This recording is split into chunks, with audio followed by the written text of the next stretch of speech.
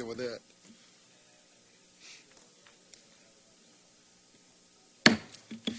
The time for convening has arrived, so we'll start this evening series of meetings.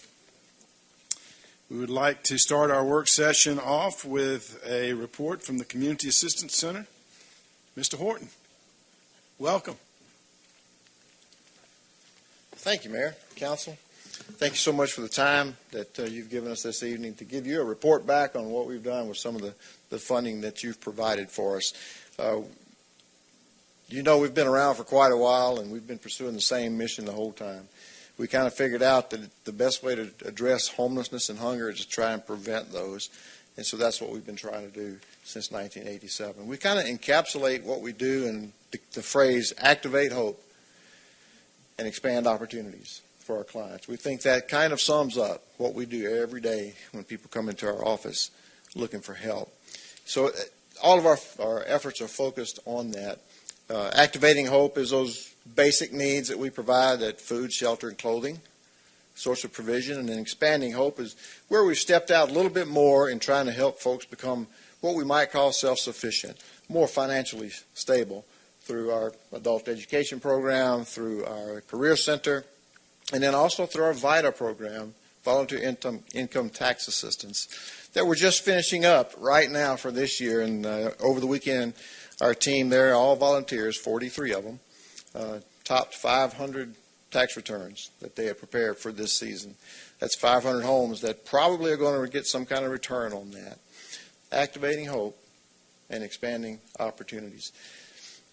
We do that also through our seasonal programs. You're familiar with those as well. Backpacks for school kids, 936 last summer that we provided for kids going to school, mostly in Sandy Springs. Summer school lunches, 835 children took summer lunches last year. It'll be about the same this year, we believe. Those kids that get free lunch during school. School's out, lunch is not there, so we help provide that for them. And then Coats for Kids, 450 coats last year, 612 food boxes at Thanksgiving time, 1,542 children adopted through our Adopted Family Program last holiday season during Christmas time. Last year, more than 6,000 kids benefited from our Teachers Supply Closet, where teachers can order supplies from us for their classroom. We do that in conjunction with the Sandy Springs Education Force. It's an incredible, incredible benefit to those teachers and those kids that ultimately receive those supplies. We do it all with volunteers. We have 21 staff members.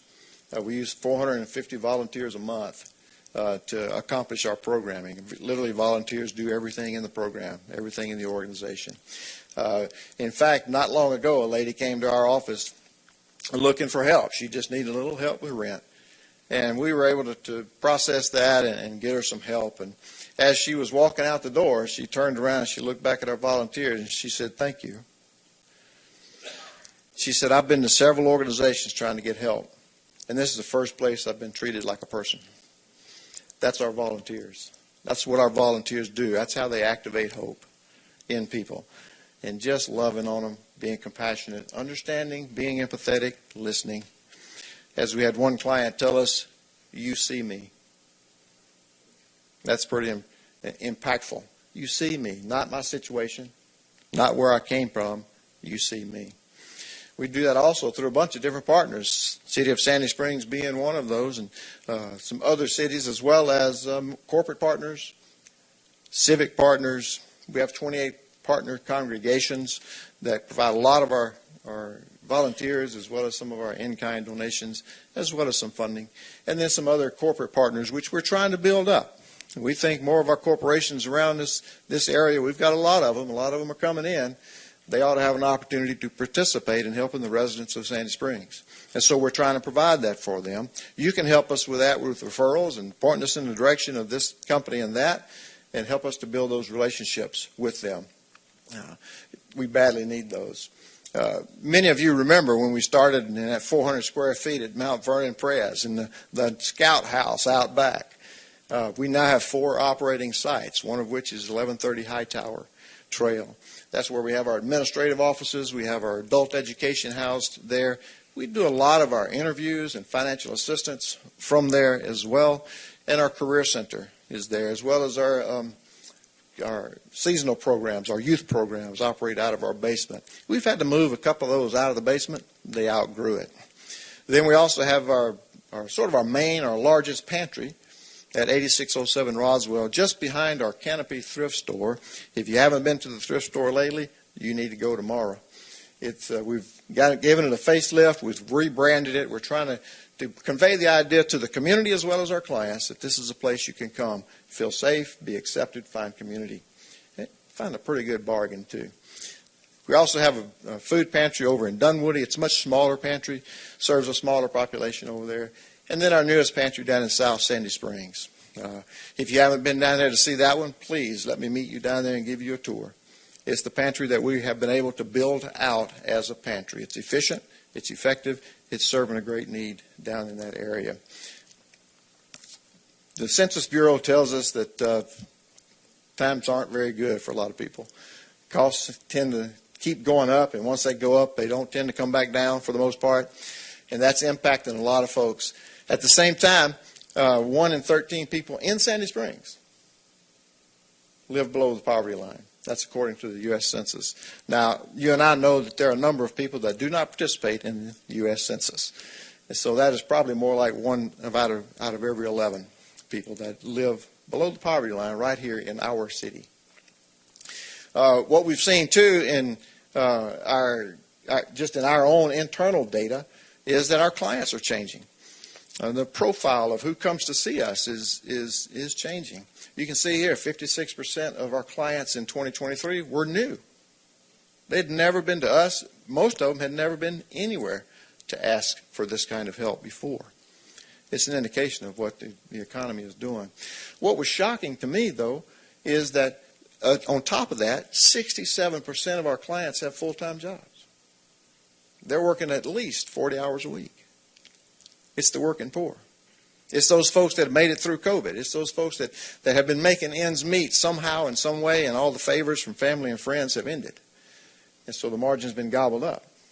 And so they have to come and see us. We had a young man come in our office not long ago, and he's 37 years old, good job, been out there working, making his way, making all his bills.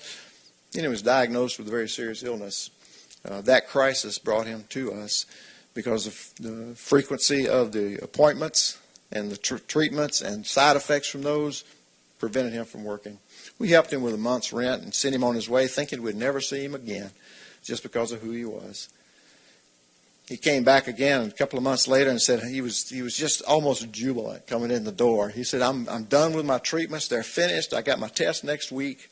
And right after the test come back positive, I'll be able to go back to work. You know, we were able to help him with a little bit more rent money. A few weeks later, he came back, and he didn't look quite so jubilant. He had gotten his test results back, and what those told him was he was going to have to do another round of treatments, which meant he could not work again. He was steadfast in saying, I'm going to do it. I'm going to make this work. I'm going to get through this. I'm going to make it happen. We were able to help him with a little bit more rent money. And we had a celebration with him. Our staff, our volunteers that were there that day, we had a little celebration right there in our waiting room. Because what we realized was in that check that we wrote to that 37-year-old young man was the 60,000th check we've written for financial assistance. 60,000 times we've helped a family stay in a home. We thought that was worth celebrating a little bit. This is a numerical picture of what we've done the past couple of years, comparison of 22 and 23. You can see that numbers are up. You look at the top line under 2023. Across the board, we're 34% more clients than we had in 2022. If you look down a little bit under financial assistance, 962 families got to stay in their home because of what we do. Most of the money that Sandy Springs City provided to us went right there and keeping families in a home. 48% increase in visitors to our food pantries, and that's significant to families out there who are just trying to make ends meet. Those that get to some point in the month and they have to decide, do I buy food or do I pay rent? 48% more of them are coming to us. And you can see the other numbers there. More importantly for you, this is what we did for residents of Sandy Springs. Sandy Springs residents make up right about 70% of our total clientele. This is how residents of your city benefited from our efforts. You can see 813 of those evictions prevented were residents of Sandy Springs. $1.1 million worth of food went to residents of Sandy Springs. Almost $70,000 worth of clothing and small household items went to residents of Sandy Springs. And you can see on and on the numbers of your citizens, our neighbors, our communities. This is what your funds have done. And we think it works because we ask, we find out. 60, 90, 180 days after someone gets help from us, we call them. How you doing? How's the situation? What's life like for you, you and your family? When we called them in 2023, half of them said they had been able to totally resolve whatever crisis brought them to us. 84% have been able to stabilize their housing. That's significant for a family. That means that children got out of school and went home pretty sure there was going to be a home to go to. We think what we're doing is working pretty good. We want to see these numbers up. We want to see both of these numbers go through the roof. Last year on Sandy Springs residents, we spent $1.8 million approximately. That's direct services. That's directly benefiting them and their families. This year you've been so gracious and you gave us $180,000 to help with that. We appreciate it. That went a long way in helping some families stay in their homes. As the needs rise, we're asking you to rise with us and up that a little bit more to reach more of the citizens of Sandy Springs, more of the residents that need just a little bit of push to get over the hump, just a little bit of help to set them on their way. We need your help to continue to activate hope and expand opportunities in our clients. I'm more than happy to take any questions that you guys might have. Francis, thank you. I've sat through an untold number of these presentations. This may be one of the best that I've ever seen, and you've done a very good job of highlighting the great work. And I've been to all your facilities, except for I haven't gone to Dunwoody. My car just won't cross the line. But I've been to all your other facilities through the years, and you do magnificent work. And we appreciate the fact that we enter into a contract with you for these services, which is how we have to do business. So, thank you. This is really an unbelievably comprehensive report, and I thank you. So I'll open it up to council if they have Mr. Paulson. Thank you, Francis. Good report. Great report. So at this today, because obviously needs are changing, obviously, what's the biggest need you see that CAC, the biggest challenge CAC has? Is it money, or is there other things involved? In order to help people with rent, you got to have money. Sure. Okay? And so as long as those rents are going up, as long as evictions are being filed, as long as people can't work a 40-hour job and pay all their bills, we're going to need money to help with rent. Most of the people that walk in, as I told you, 67% already have a job. These are not lazy people. They're looking to take care of themselves. That's where our Career Center kicks in. Getting some push for them, and not just finding a job, but finding a career. A path that will lead their family to financial stability. Help with what we call career advocates, which are business coaches, to walk through the process with our clients. We always need more of them. We had a career expo right in this room back in March. We had some 28 employers, 252 job seekers showed up right here. I know of a dozen of them, 12, that got hired on the spot. If we can get people in the room together, workforce and workplace, sitting across the table from each other, good things happen. And so that's the other thing we're trying to do is push that self-sufficiency piece. You guys can join us in coming along as a career advocate, referring us out to those companies that have great career advocates in them, and trying to help clients get beyond, stay beyond the crisis that brought them to us. Thanks. Anybody else? Ms. Rochelle.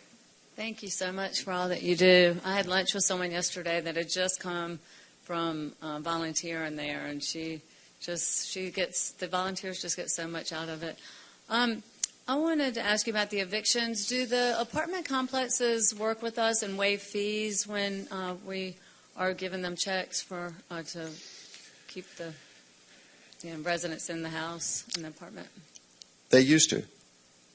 We used to have very good relationships with all the management of all the complexes in Sandy Springs that we normally dealt with. And we had a pretty good record of dealing with them and saying, hey, this person I guarantee you they're going to have the funds, but it's not going to be today. It's going to be next week or the next. Give them a little bit of grace in that, waive the fees, work out a payment plan with them, and most of them were willing to do that. As you guys all know, over the last 2 or 3 years, many of those complexes have changed hands. And the hands they changed into don't seem to be real interested in working with us. Can you give me an idea of what the fees are that they add on to the rent? The late fees are sometimes double the rent, which is amazing to me. I don't know how you do that. Most of the time they're half of the rent, 3/4 of the rent. We have seen it as much as double. Wow. Okay. So after 5 days, then they add on 5 days late. That's when It starts rolling up. So there are late fees on the rent, and then there are other fees that are late fees as well. They're smaller in amount, but when you're late for 30 days, they tend to add up. Do you have a list by any chance of what from the different complexes, what the fees are that we can look at? I can get that. I don't have that with me tonight, but I can get that. I'd be interested. Thank you. Anybody else? Dr. Kelly. Thank you for the presentation. You're welcome. I just want to ask you about a couple of sort of trends I'm starting to see. Let me ask about child care as a barrier to families. I know you all, I guess the financial assistance may help with that. Or We don't currently provide child Okay. care specifically as a financial assistance. Oh, We okay. mainly do rent and utilities, Okay. unless there's a catastrophic event that causes us to help with a car repair or temporary child care, certainly not long-term. Okay.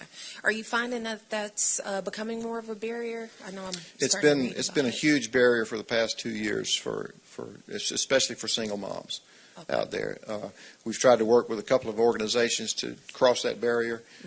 Sometimes successful, sometimes not. But yeah, it's a huge barrier for those moms out there trying to work. Okay. So there are some organizations out there addressing or attempting to address that part of it. Yeah, I don't necessarily know of one in Sandy Springs. CDA is across the river in Roswell that Right. does a sliding scale fee structure to try and help folks out.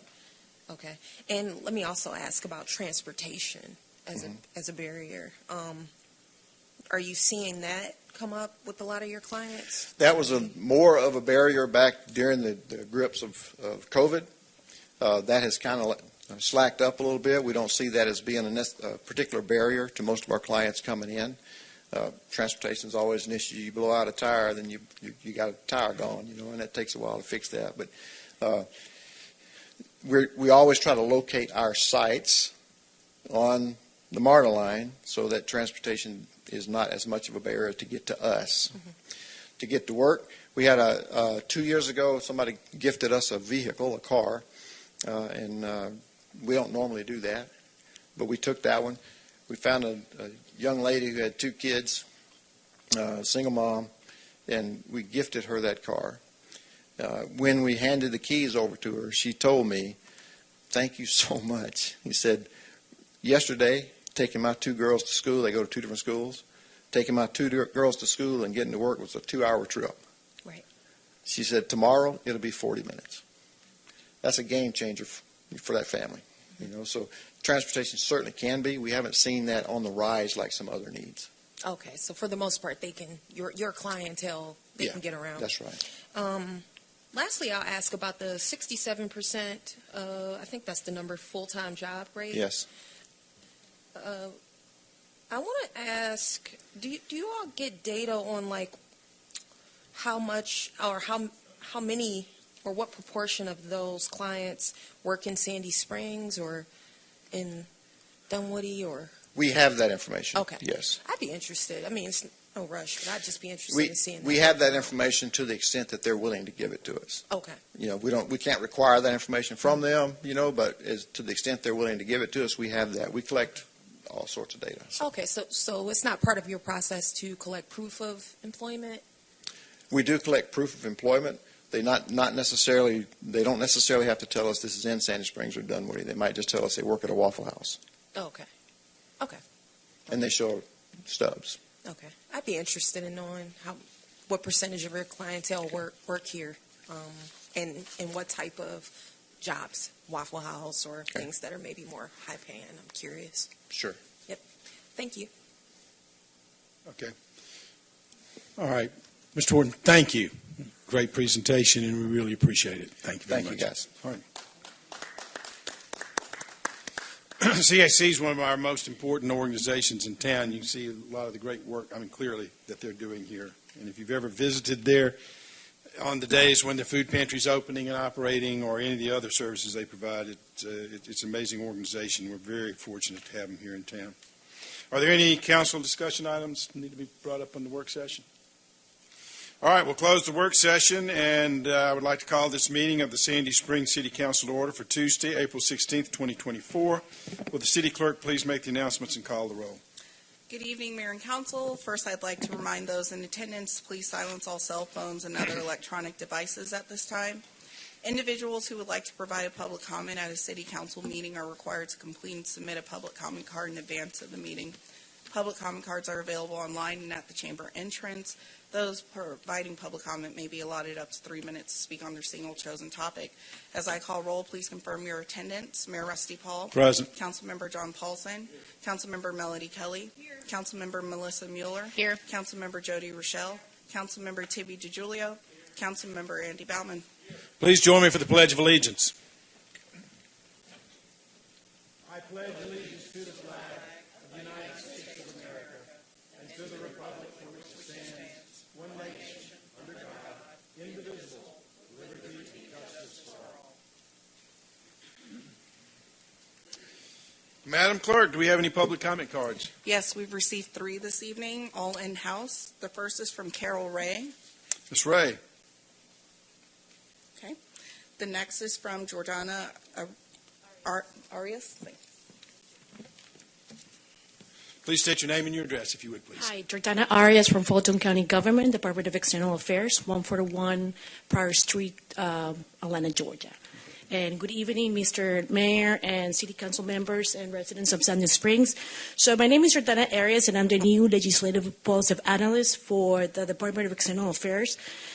In my new role, I basically support all the public policy priorities of Fulton County, and I also analyze, monitor, and track legislation. But I also now serve as the primary contact for all municipal and local affairs. So I'm basically going around the 15 cities, introducing myself, connected with the mayors, with the elected officials. I also work very closely with the state reps and the senators. And so I'm here just introducing myself. I want to also learn more about the community's issues here in Sandy Springs and to see if we can explore potential partnerships or collaboration. And also, I'd like to come maybe, we're trying to organize an event. I'm not really sure if it's going to be probably the second or the third quarter, maybe, to get all the mayors and all the elected officials together. So hopefully the cities could work more closely together in certain things. And also I'd like to come more into each city to provide a report, like share some updates what Fulton is doing, particularly in the policy legislation part. I'm also tracking legislation that might impact or benefit the cities. So, I'm going to stick around. I'd love to, shake the hands with all of you. So thank you. Thank you for your time. Well, thank you for being here. We always look forward to having a better working relationship with our county government. I might suggest that you may be aware of this already, but we have the North Fulton mayors and South Fulton mayors Correct. that meet. We have the Metro Atlanta Mayors Association, which is more than just mayors. It's a lot of other local municipal officials. So I know we would all look forward to working. I don't know what you did to deserve the worst job in Fulton County, dealing with all these egos and personalities, but we look forward to working. So I actually just moved. I was in Cornell Law School, so I just moved here 4 months ago. Oh, so you didn't know any better. No, I actually did politics in Boston, and I'm from D.C. So, okay. But I don't All think right. anything personal, and I'm still sort of getting acclimated. We just had the legislative session, but anyways, looking forward to working closely with you guys. Well, thank you. Thank you so Appreciate much. it. Do you have business cards? I actually was in Johns Creek. I only have one, but I don't know if you guys have Can one. you leave that with Raquel? Yes, And that we can all get your information? that'll be great. Thank Thank you so much. Thank you. Madam Clerk? Next up, we have Theodore Davis. Mr. Davis?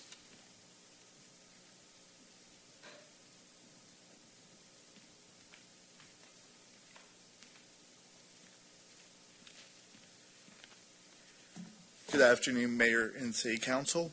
Theodore Davis III, 5230 Green Oak Court. I'm here in regards to one question on the Open Records Request portal, reading, is this request being made on behalf of a media organization? Now, that question, it comes off as a very weird one, particularly since for open records requests, the intent shouldn't really matter for an open records request, barring certain circumstances such as protecting rape victims. However, it seems like it also seems to be targeting media organizations, whether or not that's intended, especially given the recent litigation surrounding open records requests to begin with. Additionally, Georgia Municipal Association guidance is that such intent should not matter whatsoever, and they deem it actually irrelevant. Given media's job is to report on facts and events, such a question does seem to go directly against the guidance. However, it's not just a philosophical problem, but also a practical one as well. As it turns out, the presence of that very question ends up rendering the portal completely unusable, as right now the option does not give any way to answer the question. Therefore, open records requests, ironically, cannot be made whatsoever. One of the first things that we learned in the Sandy Springs Citizens Leadership Academy was a commitment to transparency and how the city takes pride in it. As such, I'm asking that the city be transparent and provide a clear answer on this as to why this question needs to be on this forum to begin with. Thank you very much. Well, let me answer that for you. We have an entire department designed that is set aside to work with the news media. So if we know, it's called the communications department, if we know you're a member of the media, then we can provide additional services than just open records. So it helps improve transparency by giving them access to one of our departments that can provide them with additional information they may need that they may not know they want. And so we've got an entire department designed to serve and help those folks. So by knowing that they're the media, we can actually do a better job of being transparent. I know. However, given the recent litigation, you understand why. Well, the litigation has all been, we have prevailed in all the litigation, so we're not concerned about whether we're complying with open records or being transparent or not. But we have gone this extra step to help with the news media so that they can get whatever information they really need for their stories. Okay. Thank you. Anybody else? She did. There were three of them. Okay, just double checking. All right, we'll close the public comment period. Is there a meeting to approve the meeting agenda? Mr. Mayor, Mr. DiGiulio. I move approval of the meeting agenda for Tuesday, April 16th, 2024. We have a motion by Mr. DiGiulio. Is there a second? Second. Moved by Mr. DiGiulio, seconded by Mr. Paulson, that we approve the meeting agenda. Is there any discussion? Hearing none, we'll call the question. The question's on approval of the meeting agenda. All in favor of the motion, say aye. Aye. Opposed, no. The meeting agenda is approved. Is there a motion to approve the consent agenda? Mayor Pond. Ms. I Rochelle. move that we approve the consent agenda for Tuesday, April 16th. We have a motion by Ms. Rochelle. Is there a second? Second. Been moved by Ms. Rochelle, seconded by Ms. Mueller, that we approve the consent agenda. Is there any discussion? Hearing none, we'll call the question. The question's on approval of the consent agenda. All in favor of the motion, say aye. Aye. Opposed, no. The consent agenda is approved. Moving to the next item of business, will the clerk please read the first item? Sure. This is agenda item number 2024-84 under new business. Consideration of a resolution to accept a 2023 Georgia Historical Records Advisory Council Historical Records Grant through the University of Georgia Research Foundation, Inc. and the National Archives and Records Administration for the Sandy Springs Heritage Collection Online project, and to authorize the mayor to execute the the FDP Cost Reimbursement Subaward. So this is being presented by myself, City Clerk Raquel Gonzalez. Miss Gonzalez, you're recognized. Sure. So tonight I bring forward to you guys a recommendation to authorize the city to accept this grant award in the amount of $4,680 and to provide a city match of $1,022 to establish the Sandy Springs Heritage Collection Online project. Then, as we all know, the nonprofit Heritage Sandy Springs dissolved in 2021, and at the time, Heritage transferred to the city its collection of library materials, historical records and artifacts, photographs, and various other research materials, which was then inventoried in a museum software called Past Perfect. But unfortunately, access to the software is only available on one laptop, which is housed in the city clerk's office. So in an effort to make that database readily available to the general public, the city clerk's office would like to essentially upgrade our Past Perfect subscription to the Web Excel edition. And then we've titled this the Heritage Sandy Springs Online Collection Project. In the fall of 2023, the city was awarded a grant in the amount of $4,680, provided the city provide the balance of the estimated project budget of $1,022.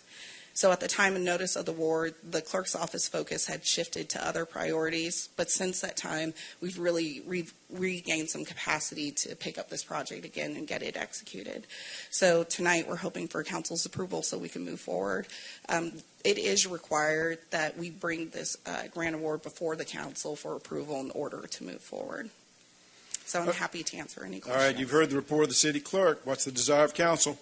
Mayor Pond. Ms. Rochelle. I move that we approve agenda item 2024-084, a resolution to accept a 2023 Georgia Historical Records Advisory Council Historical Records Grant through the University of Georgia Research Foundation, Inc. and the National Archives and Records Administration for the Sandy Springs Heritage Collection Online Project.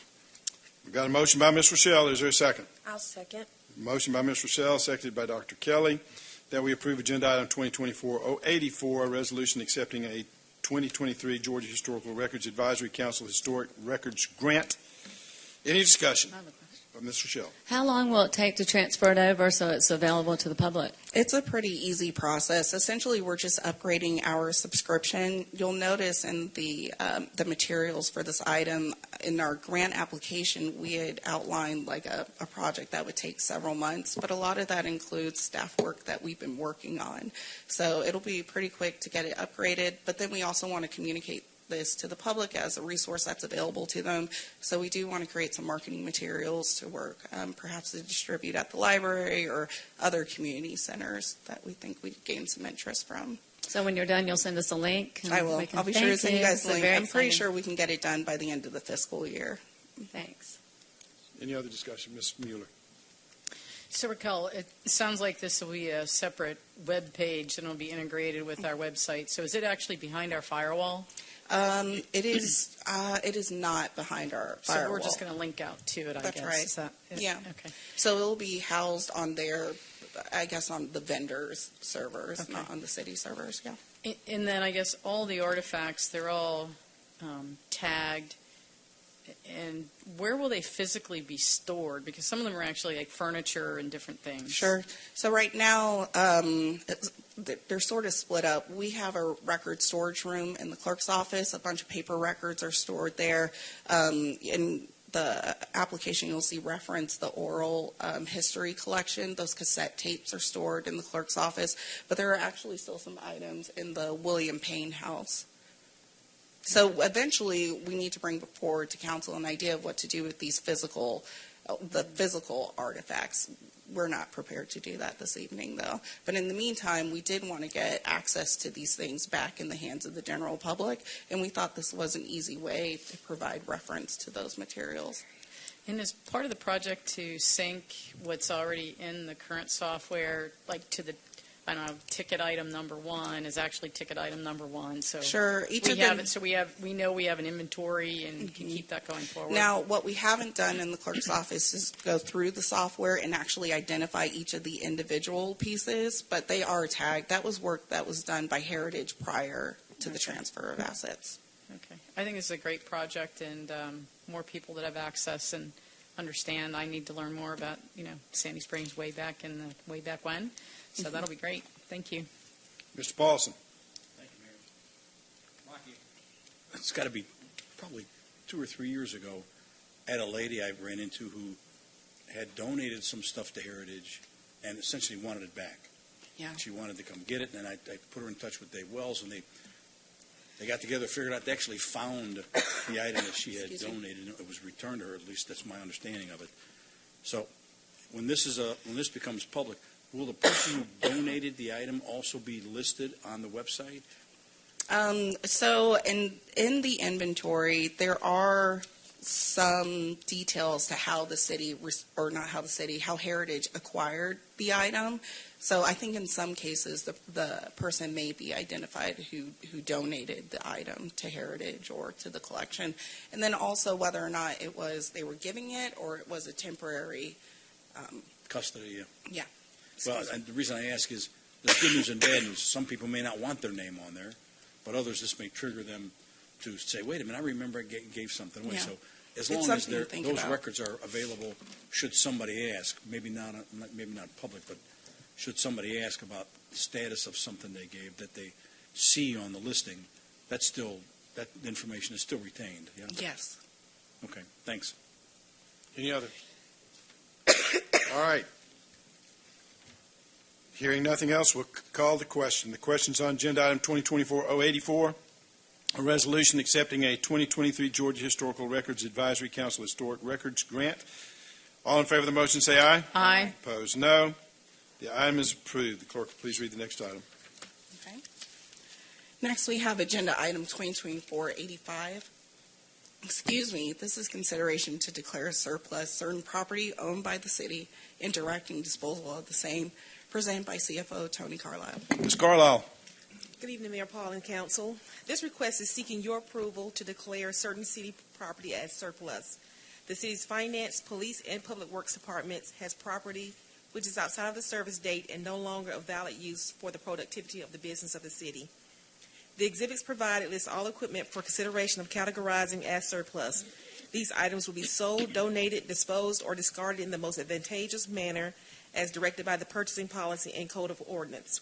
There's no financial impact to the city. All right, you've heard the report of the Chief Financial Officer. What's the desire of council? Ms. Rochelle. I move that we approve agenda item 2024-085, consideration to declare as surplus certain property owned by the city and directing disposal of the same. Motion by Ms. Rochelle. Is there a second? Second. Been moved by Ms. Rochelle, seconded by Dr. Kelly, that we approve agenda item 2024-085, declaring as surplus certain property owned by the city of Sandy Springs and directing disposal. Any discussion? Hearing none, we'll call the question. The question's on agenda item 2024-085, the declaration of surplus certain property owned by the city. All in favor of the motion say aye. Aye. Opposed, no. The item is approved. Clerk will please read the next item.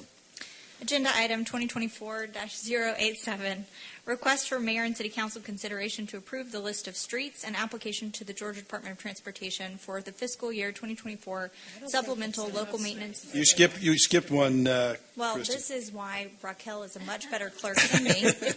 Well, you've been shaken up a little bit today, haven't you? I have, yes, sir. It's been a rough day. So if you'll drop back to C and try it. again, we'll Will go do. from there. Agenda item 2024-086, request for mayor and city council consideration to approve updated CDBG program funding presented by CFO Tony Carlisle. The truth is, we just wanted to hear from Tony again. Here I am. So we are requesting a budget amendment to the CDBG, or Community Development Block Grant Fund, to update the estimated carry-forward numbers with actual numbers and to fund the closeout of Project AC 181. The city has participated in the CDBG program for over 10 years and utilized grant funds to build sidewalks within the city. Annual budgeting timing requires that we estimate end-of-year carry-forward amounts. As such, between the FY24 budgeting period and the end of the fiscal year, certain activities occurred which created differences in the estimated amounts and the actual ending balances. To reconcile the grant activities with the federal grant award system, the estimates need to be updated with the actual carry-forward amounts. The budget amendment consists of the following: negating the revenue estimates presented for the FY24 budget and updating with the actual revenues based on the carry-forward data from FY23, funding one closed-out project, AC 181, negating the carry-forward balances for projects AC 182 and AC 183, and updating with the actual expenditures opening balances based on the carry-forward data from FY23. We're also requesting that we remove the interest budgeted and update this line item at the end of the program of the Section 108 program. This amendment has no financial impact to the city nor the CDBG program. So just seeking clarification, this is simply a true-up. Exactly. Okay. You've heard the report of the Chief Financial Officer. What's the desire of council? Mayor Paul, Dr. Kelly. I move approval of agenda item 2024-086, approval of updated CDBG program funding. Motion by Dr. Kelly. Is there a second? Been moved by Dr. Kelly, seconded by Ms. Rochelle, that we approve agenda item 2024-086 and updated CDBG program funding. Any discussion? Hearing none, we'll call the question. The question's on agenda item 2024-086, the approving an update of the CDBG program funding. All in favor of the motion say aye. Aye. Opposed, no. The item is approved. The clerk will please read the next item. We'll read this one more time. Agenda item 2024-087, request for mayor and city council consideration to approve the list of streets and application to the Georgia Department of Transportation for the fiscal year 2024 supplemental local maintenance and improvement grant, and to authorize the mayor to execute the application and cover letter presented by Marty Martin, Public Works Director. Mr. Martin. Mayor and council, good evening. Mayor, as you announced to council earlier this year, one change with Georgia's budget this year was to allow for a supplemental LMIG this particular year. With that, this fiscal year 2024 supplemental local maintenance and improvement grant, by this application and this list of streets, the city would, and the application and cover letter, et cetera, associated with it, would allow the city to enjoy the use of an additional $1,265,461.98 in LMIG funds this particular fiscal year. We propose that we use the attached list of streets as our proposed application for the use of those LMIG funds this year. As you recollect, back in December, you approved the award of the capital paving project program for this fiscal year 2024. And we relied upon that initial distribution of LMIG funds at that time to partially fund the contract. Since there is no local match with this these monies, we would offer that we apply this list of streets already contained within the fiscal year 2024 paving contract for the use, as our proposed use of those funds. As you recollect, as you notice within the list of streets, those you may or may not know that those streets are streets that are currently proposed toward the end of the fiscal year for execution as we march through the different streets that we take on each fiscal year in the project. This particular year, we're going to pave some 21.1 miles of roadway in Sandy Springs is the current plan, and these funds would be used to be applied to those streets toward the end of the program so that we could comply with the GDOT rules spelled out in the LMIG application grant that states that you can't perform the work prior to receiving the funds. With this approval of this supplemental agreement tonight, we would then process the application. We have an estimate of somewhere between 10 and 20 days for GDOT to approve the application and submit the funds to us. So that's timetable for it. So it should coincide well with our FY 2024 payment program. You've heard the report of the Public Works Director. What's the desire of council? Mayor Paul. Mr. Paulson. I move approval of agenda item 2024-87, approve the list of streets and applications to the Georgia DOT for the fiscal year 2024 supplemental local maintenance and improvement grant, and authorize the mayor to execute the application and cover letter. Have a motion by Mr. Paulson. Is there a second? Been moved by Mr. Paulson, seconded by Mr. DiGiulio, that we approve agenda item 2024-087, the list of streets and applications to the Georgia Department of Transportation for fiscal year 2024 supplemental LMIG grants. Any discussion? Mayor Paul. Mr. Paulson. Marty, this 1.28 million, which I think was about the number, is this something that we can avail ourselves of once we once we sign off on this, or do we have to apply for it? How does this work? Yes, sir. So with the application, we submit that application to the Georgia Department of Transportation. We expect to receive the dollars, like I said, in somewhere between 2 to 3 weeks. And Okay. we intend, with this list of streets, to apply it toward our FY24 repaving contract. Fantastic. So we're not competing with anybody. This is Sandy Springs kind of allocated amount, Yes, sir. I guess. Thank you. This was a supplemental budget that the governor and the legislature passed, and it's in the current fiscal year, which means we need to move quickly to try and do this. That's why everything's on a fast track. Any other discussion? Hearing none, we'll call the question. The question's on agenda item 2024-087, approving the list of streets and applications to Georgia Department of Transportation for fiscal year 2024 supplemental LMIG grant. All in favor of the motion say aye. Aye. Opposed, no. The item is approved. Mr. Martin, before you leave, any update on the Mount Vernon Bridge? Mayor, we still have a report that late this month, that bridge should be open to vehicular traffic. So Okay. no status, No change. no change on that update thus far. And All right. last time we met, and we hope to meet again this week with the GDOT team, still looks like before the end of this month. All right. Just pose that as a question. while Yes, you're sir, at the table. we always do. So, All right. I'm going to make a recommendation based on input from the city clerk. Items E through L, I, all revolve around approving grant applications. I've never known this council to turn down an opportunity to apply for money. So I would entertain a motion to put items E through I together as a slate that we would vote on and have one vote to approve. Mayor Paul, Mr. Baumann.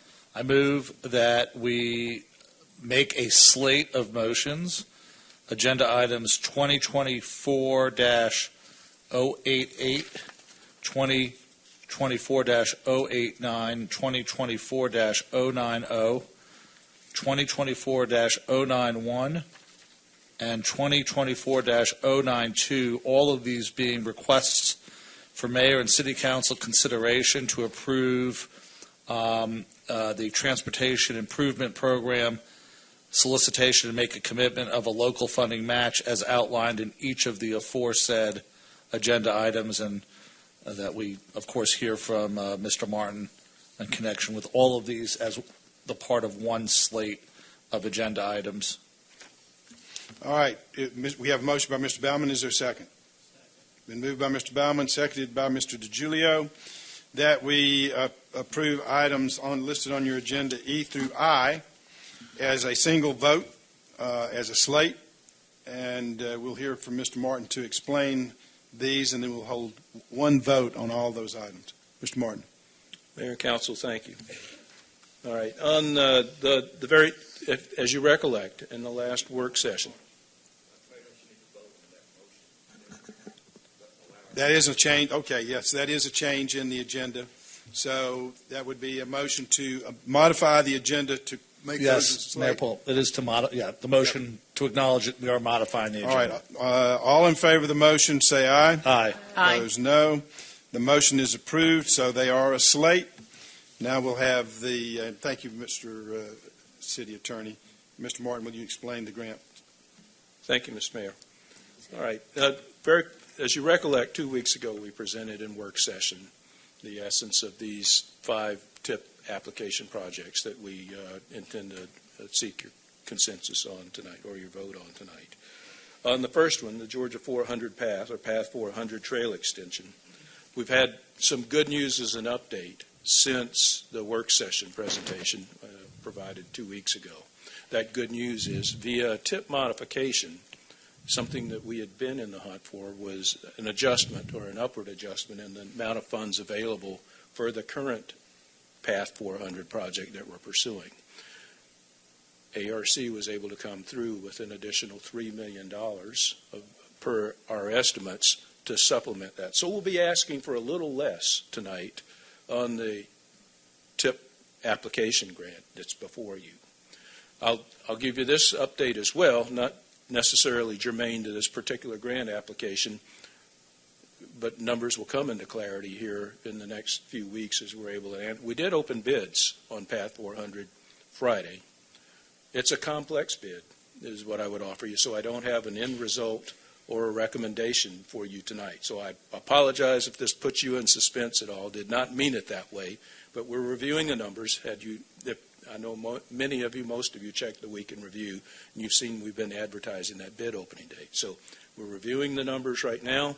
We'll see how that might change numbers for future requests or additional ARC support, but we'll get back to you at the appropriate time on award recommendation, et cetera, on that portion. But for tonight, at least we still want to ask for at least $11,378,474 with a local match required of some $2.8 million for Path 400 moving forward for those portions that were not out for bid with this current bid opening we have, that we still need to seek federal funds to support us in. On the Roswell Road North End Boulevard, no changes to that project since we last discussed.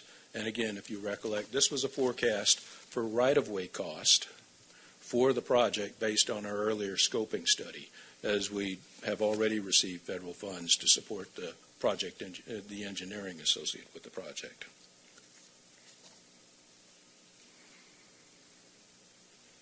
For the Roberts Drive Side Path Phase 1 application, we'll hope to share with you in another couple of weeks a work session update on the Roberts Drive Side Path project phases 1 and 2, where they are.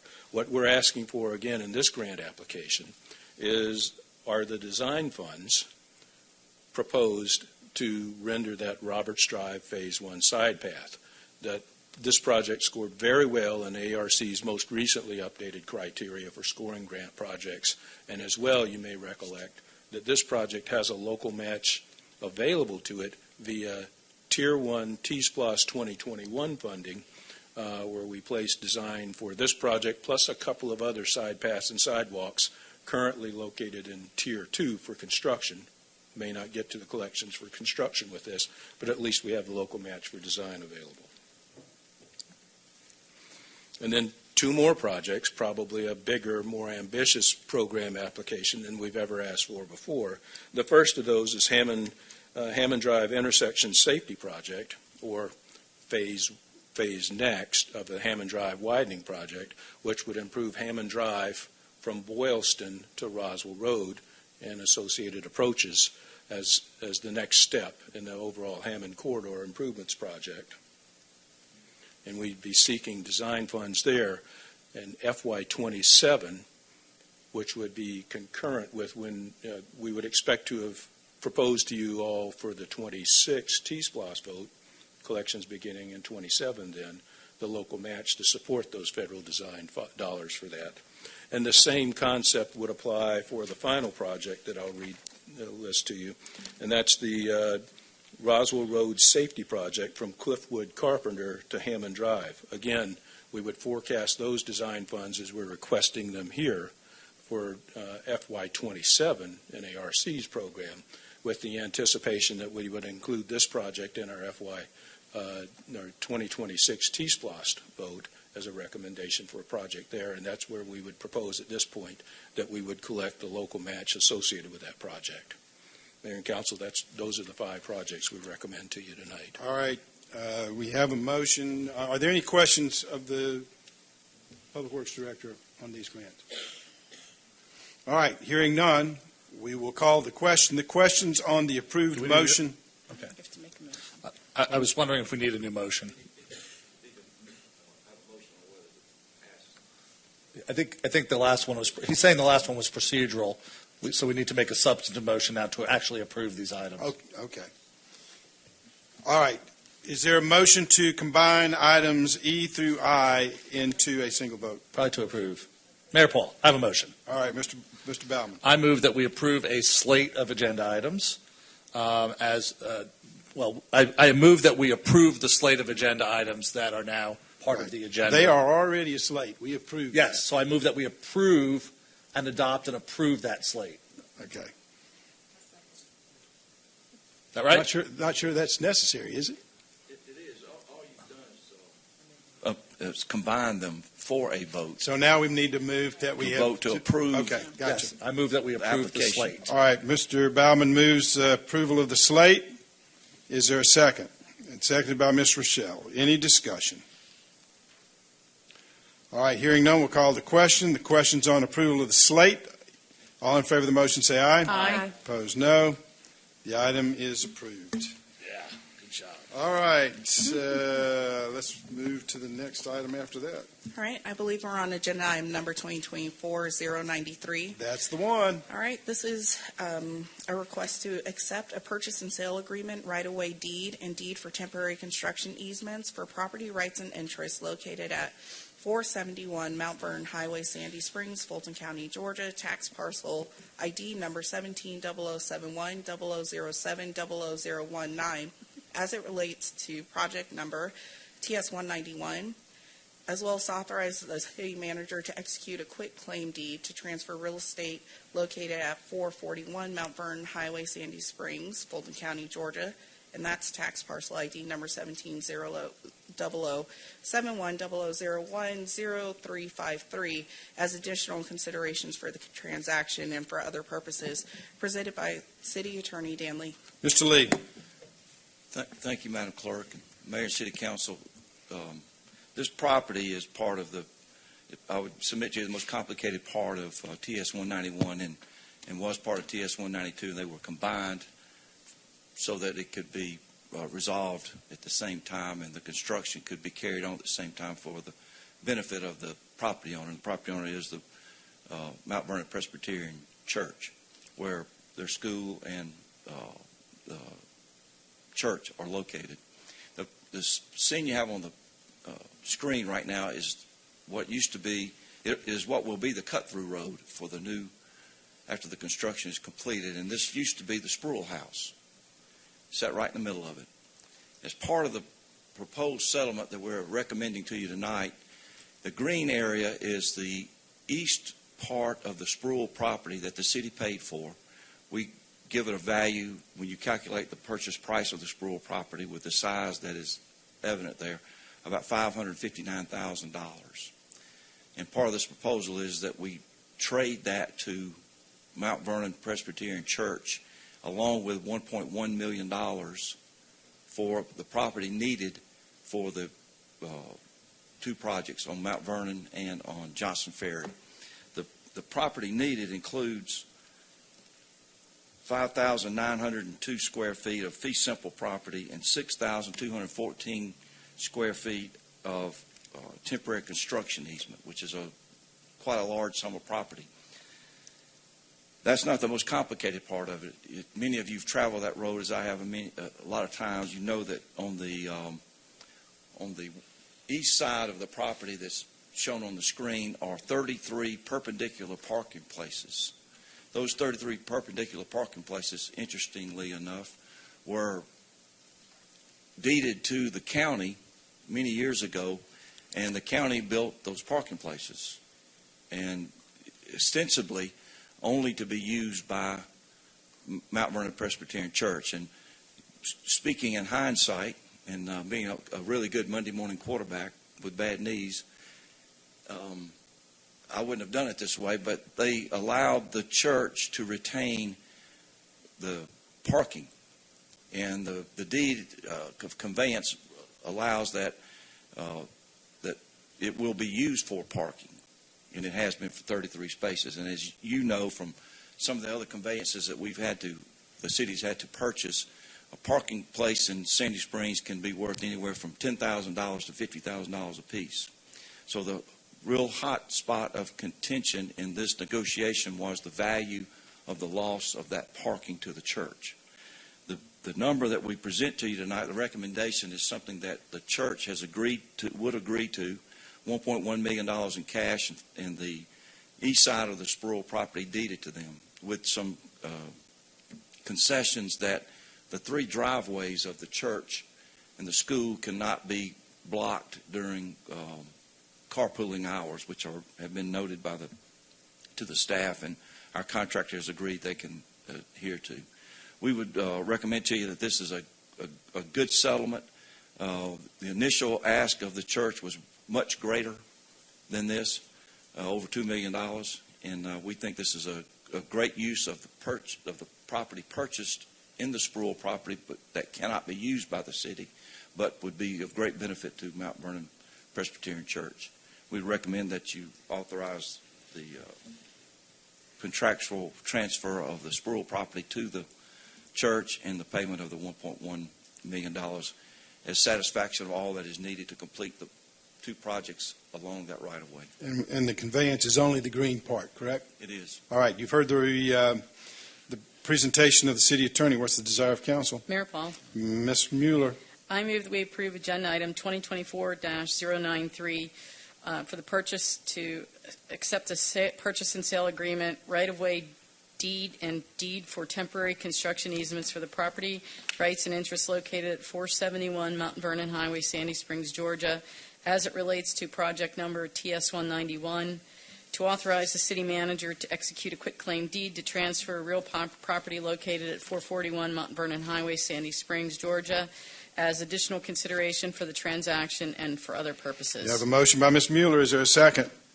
Been moved by Ms. Mueller, seconded by Ms. Rochelle, that we approve agenda item 2024-093, accepting a purchase and sale agreement, right-of-way deed, deed for temporary construction easements for property and rights and interests located at 471 Mount Vernon Highway, and as it relates to project TS-191, and authorizing city manager, et cetera.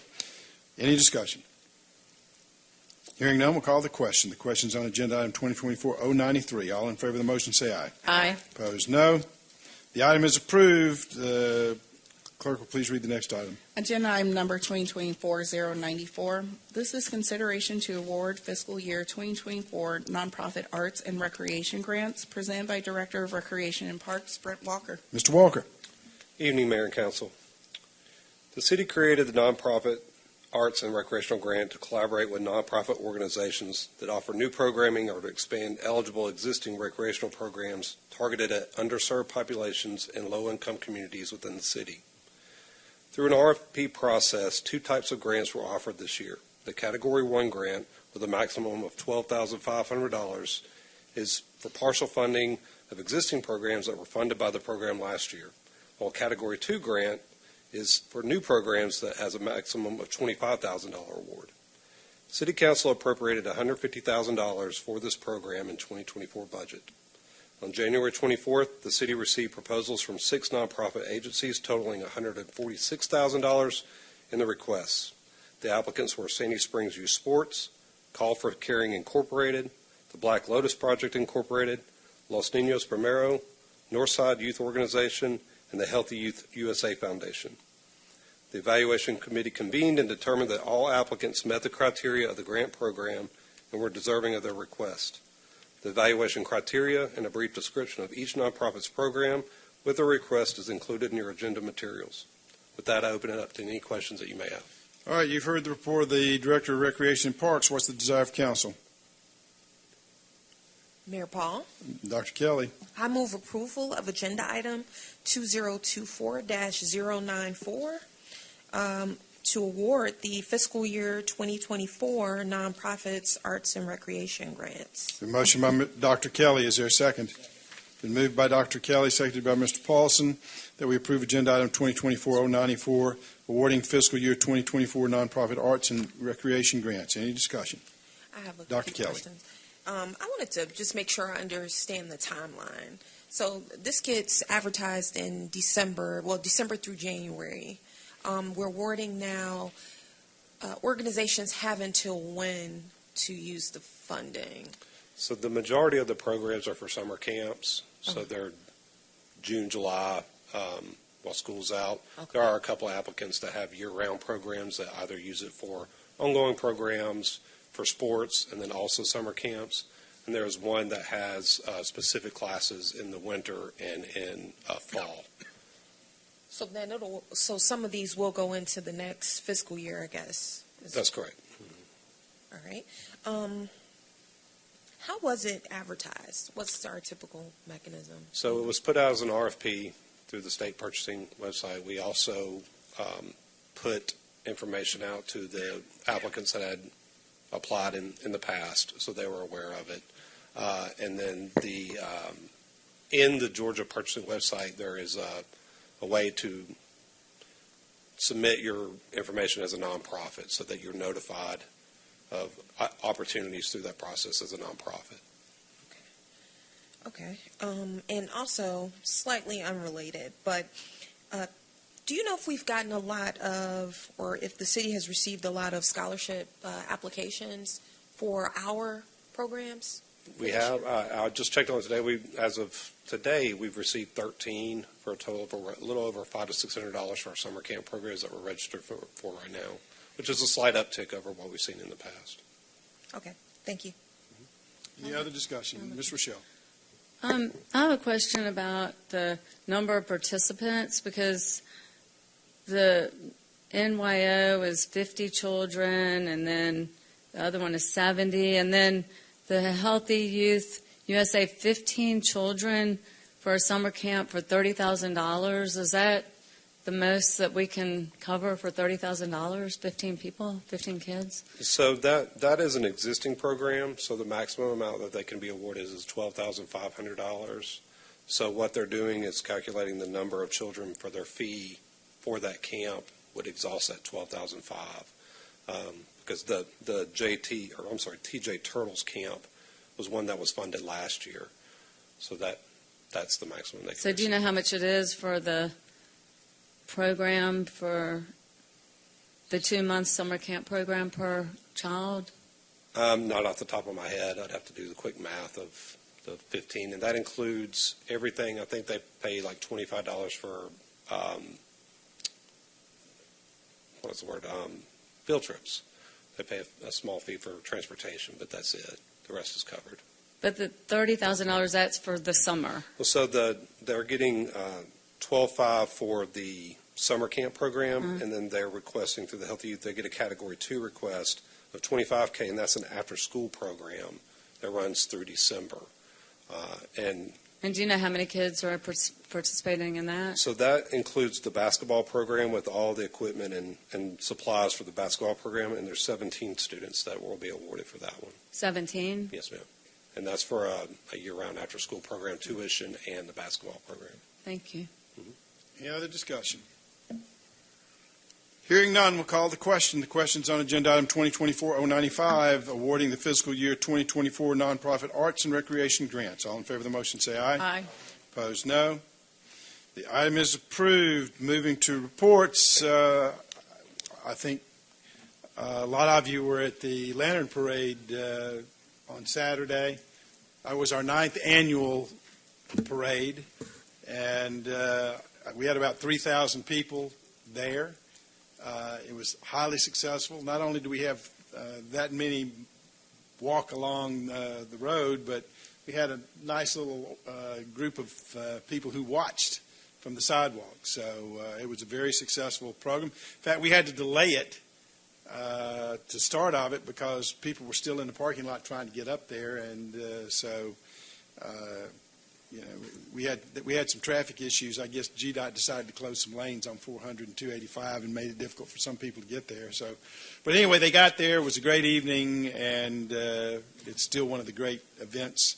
And some of you may or may not know, we also do the Lantern Parade at Children's Hospital, Children's Hospital of Atlanta, here in Sandy Springs, and unfortunately, I've been to all of them, but I didn't get to this one. I had a meeting that ran along, but I understand it was a great event at CHOA. A lot of the kids we had a record number of kids that were participated this year at the hospital, and the staff was great, passing out things for the kids as they marched through with their lantern. So this is one of the highlights of the year. It's one of the Lantern Parade is a really family-friendly kind of event. We have people from seniors walking to little kids in strollers, and it's just a great event. I want to thank Scott Bush and the folks at Steel Canyon for closing early and giving us access to that site so we can stage the parade. Chantel and her whole team, they do a phenomenal job. And then our own staff, Anna Nicholas, who's unbelievably organized and pulls all this stuff together. It was just a great event. So I want to thank everybody who was involved in that. That's it for me. Anybody else? All right. We have any staff reports? Just one. Ms. Carlisle, money. Good evening again. This is the review of the February 2024 unaudited financials. We are at 66.67% of the budget year. Revenues are at 88.98%, and expenditures are at 57.17% of the budget. The core revenues collected for the city are shown on page 1 of the financial packet and received as shown. Since the last report, we received 100% of the budgeted electric franchise taxes and the permit technology fees. We've now concluded the business license renewal season on March 31st and expect the business revenues line to increase in April, representing all businesses whose timely renewed their business licenses. As of the report date, departmental expenditures are trending between 44% and 69% and are being managed as expected.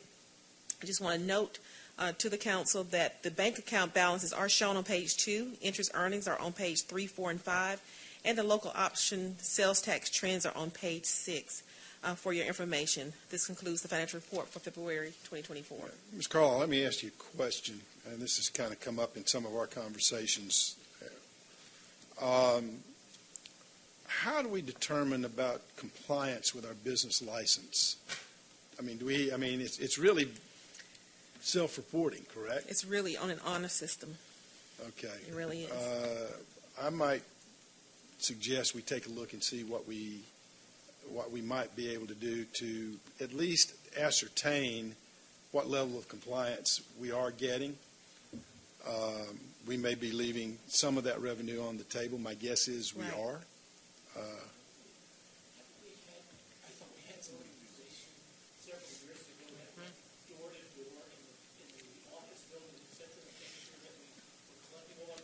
We did, and they did a very good job, but we haven't done that in a while, and I think it may be about time that we begin to take a look at collections, because it's not fair that businesses who are self-reporting and being honest about it, carry the load on that particular revenue item when there may be other businesses out there that should be paying that are not.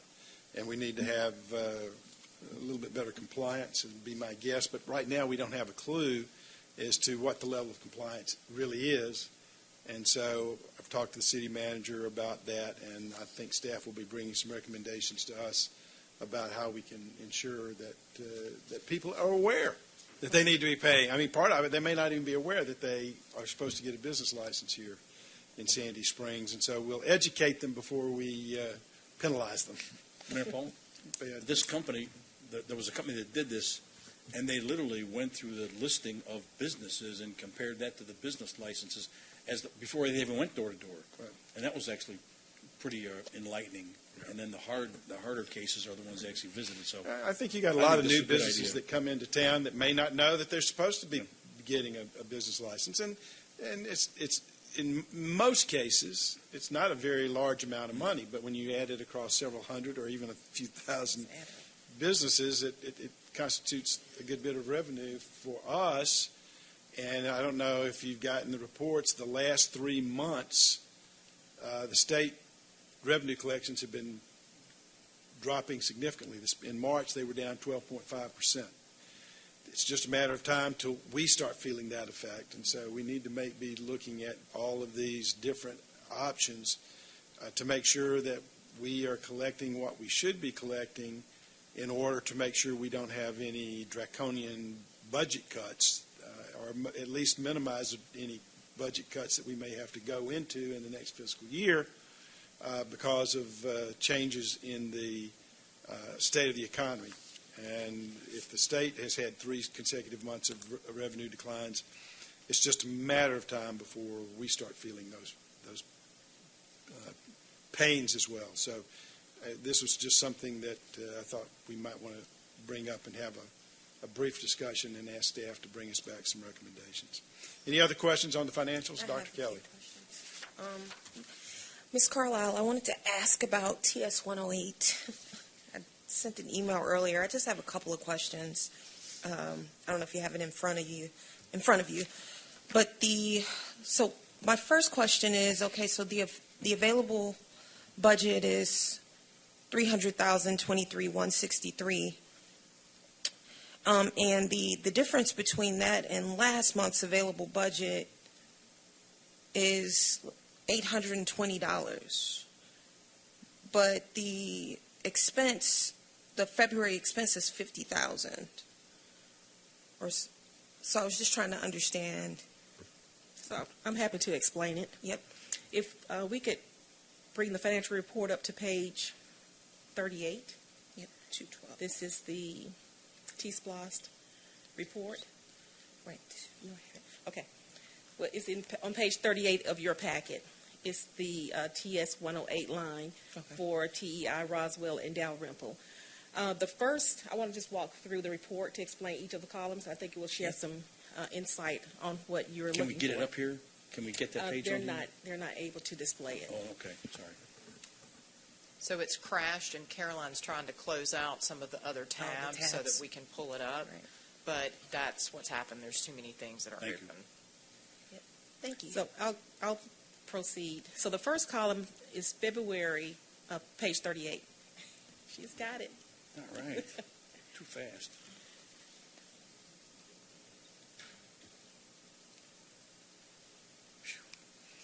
I'm absorbing all this.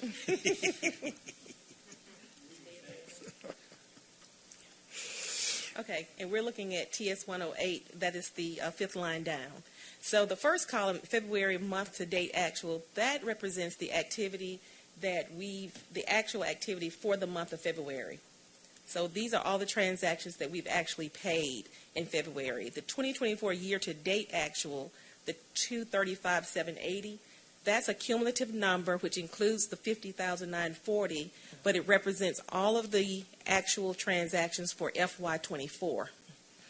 When we get to the cumulative actual, which is the $2,516,837, this number is representative of everything cumulative. This is actual plus our encumbrances, which are our commitments. So from inception, so from 2017 forward, that number represents that detail. The cumulative budget, 2840, also is a cumulative number from 2017 forward. For every year that we've added budget, that totals at $22,840,000. The difference of $323,163 is the difference between the actual cumulative and the cumulative budget. So when we see the actual budget number go down, it means we have encumbered or spent some of that budget, and we should see the expenses going up or those actuals going up. Okay, so a couple of questions. If I compare the available budget that I'm seeing here February to the available budget in January, that difference should represent just the monthly expense, right? The available budget represents say that again? It should just represent the monthly expense between the February's monthly expense. It represents the difference in the spending. So if we spent, that budget line item is going to go down and the actual should go up, or the encumbrance should go up. Okay. So January, for example, had an available budget of $323,983. February has an available budget of $323,163. So the difference in that is $820 as an expense, but the expenditure is $50,000. So I was trying to. So if I'm thinking about January's, what we saw last month, and I'm comparing the available. So the budget is affected by encumbrances and actual. Okay. So an encumbrance is a commitment, so it doesn't mean that we've actually spent the money. Okay. We're going to spend it later once they complete the work. So if we've encumbered, that means the budget's going to go down. Okay. So there are funds that are encumbered, and that's why it doesn't quite. Yes. add So up. if you look at the January report, or let's see, maybe it's the December report, you're going to see in the cumulative actual, $454,897. Right. And then when you get to January, that cumulative actual jumps up to $2 million because we had a contract signed of an encumbered amount of over $2 million. So that absorbs some of the budget. Right, that explains the the jump, that jump. Thank you, because I had a question about that as well. So when will that show up as an expense? When the work is done. So the encumbrance will go down when we receive an invoice and pay it, and you'll see the actuals increase. Okay. But it's, okay. It still doesn't, I still can't quite see how we spent $50,000, in February alone. And I know this is a small amount. I just don't, it doesn't make sense. If we spent that, shouldn't our available be $50,000 less than it was last month? If it was encumbered, Yeah. it's already in the total. Oh, okay, so it'll So, yeah. show up and So- and it won't be counted. Well, it's counted, but if it was encumbered, I will have to look at the detail. If it's encumbered, it was already in the cumulative actual. So it moved from the cumulative actual to the actual expenses. I mean, I'm happy to do a breakdown and give you line by line for how this information rolls forward. Yeah, no, I just, I look at the columns the way you explained them, and then I notice that sometimes the numbers don't work, but if something has been encumbered, to your point earlier, then it wouldn't show up cleanly like the way. It won't show up in the February or the current month actual until we actually have an invoice from the vendor and pay it. But it'll show up in the In the encumbered as a commitment, yes, ma'am. Yeah, it'll show up. Okay, well, thank you for walking me. Any other discussion on the budget? It's, public accounting is always it's different. It's different than what a lot of corporations do, but not that much different. But there are some uniquenesses in public accounting than in the private sector, and it's sometimes a challenge to understand. In the federal government, you have authorizations and allocations, and then which is basically the same terminology, just different words to describe the same process. So if you're familiar with the federal process, it's very similar. We just have a little bit different terms.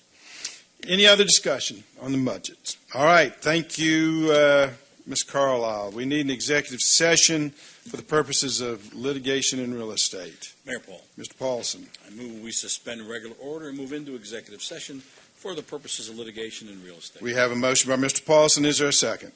Been moved by Mr. Paulson, seconded by Mr. DiGiulio, that we suspend regular order and move into executive session. Any discussion? Hearing none, we'll call the question. The question's on the suspension of regular order. All in favor of the motion, say aye. Aye. Opposed, no. The item is approved. We shall go into executive session. We shall return to this room and simply close the executive session and adjourn. There'll be no further business this evening.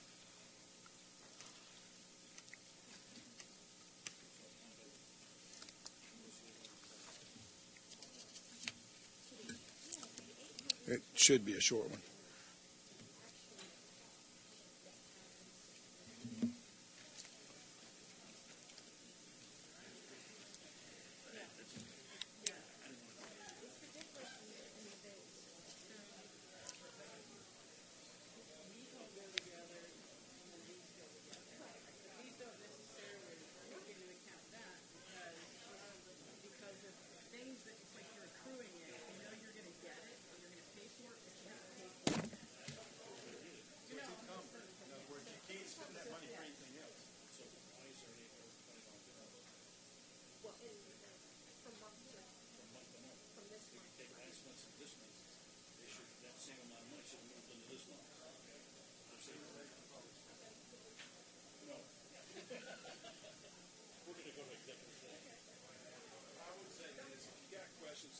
It's important you understand the process, and Tony would be happy to sit down with you and carry through the difference between. I think 2 hours here, I like to take advantage of some of it. Have some people like just send me an invite. You need to understand it. Yeah. But you're comfortable. I want you to be comfortable with it. Just send me an invite. It sounds like paid out yet. Yeah, but it's here, and then I think it's the hour it shows up. Yeah, over there.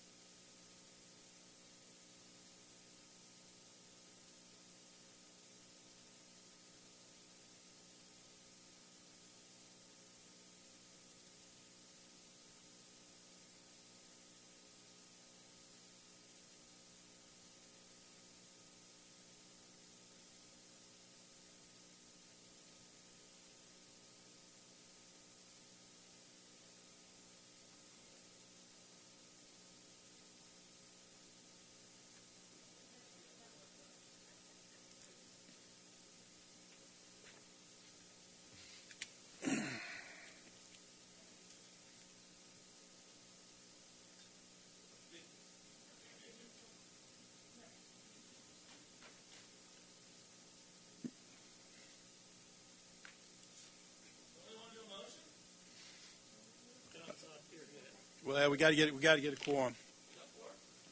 All right. Is there a motion to return to regular order? Mr. Bauman.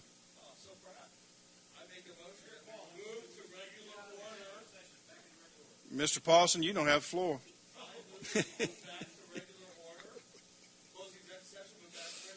All right, we have a motion by Mr. Bauman. Is there a second? Been moved by Mr. Bauman, seconded by Mr. Paulson, that we return to regular order. Any discussion? Hearing none, we'll call the question. The question's on the return to regular order. All in favor of the motion say aye. Opposed, no. We are in regular order. Mr. DeGiulio moves adjournment, seconded by Mr. Paulson. All in favor? Opposed, no. We are adjourned.